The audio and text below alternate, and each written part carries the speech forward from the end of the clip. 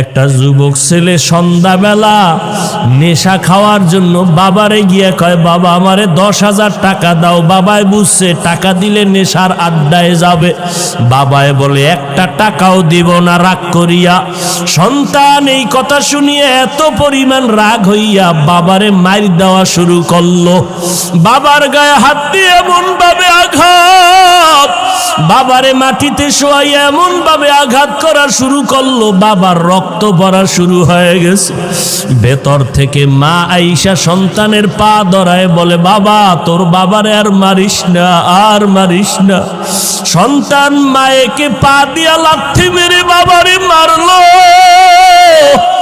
এরপরে সন্তান রাগ করিয়া একটা হুন্ডা চালাইয়া রাস্তায় বের হয়ে গেল। এই উত্তরবঙ্গে সিরাজগঞ্জের ঘটনা।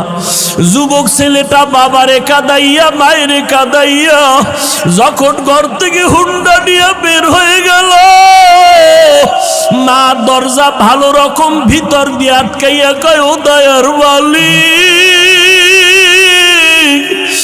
এমন সন্তান কেন দিয়েছ? আজকে ওর বাবারে রক্তাক্ত করিয়া ফেলল। এমন সন্তান তুমি আর ঘরে ফিরাইয়া দিও না।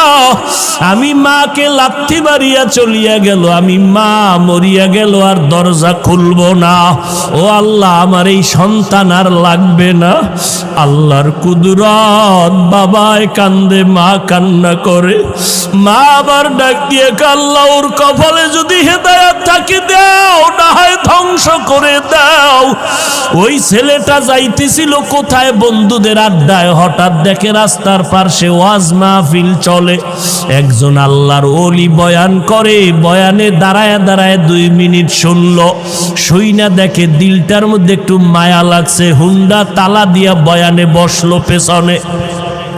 আল্লাহর ওলি বয়ান করতে করতে করতে করতে মা বাবার মোহাব্বতের বয়ান যখন শুরু করলো, ওই যুবকের এমন কান্নার আওয়াজ, ময়দানে গড়াগড়ি খায় আর আল্লাহ আমার বাপ করিয়ে দাও, আমি জাহান্নামে যাইতে পারবো না, আমি মা বাবার অভিশাপ নিয়ে কবরে যাইতে চাই না, আল্লাহ মাফ করে দাও, মাফ করিয়া দাও।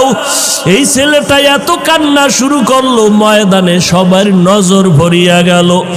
মোনাজাতের পরে ওই ছেলেটারে সবাই ধরিয়া হুজুরের কাছে নিয়ে আসলো।